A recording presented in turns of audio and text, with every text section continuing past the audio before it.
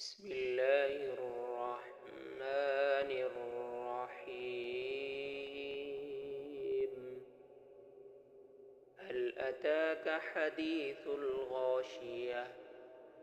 وجوه يومئذ خاشعة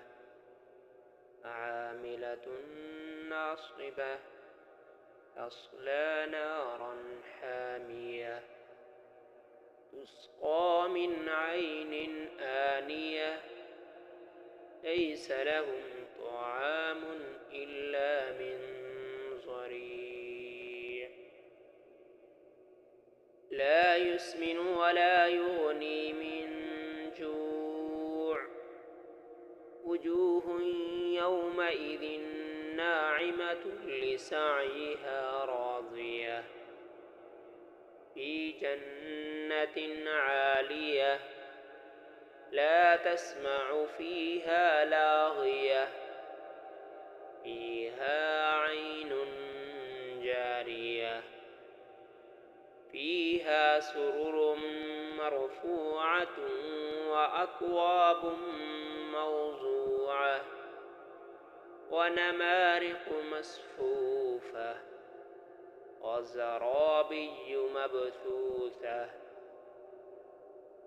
أفلا ينظرون إلى الإبل كيف خلقت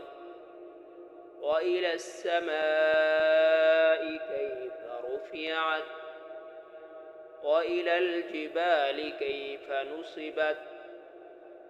وإلى الأرض كيف سطحت فذكر إنما أنت مذكر لست عليهم بمسيطر إلا من تولى وكفر فيعذبه الله العذاب الأكبر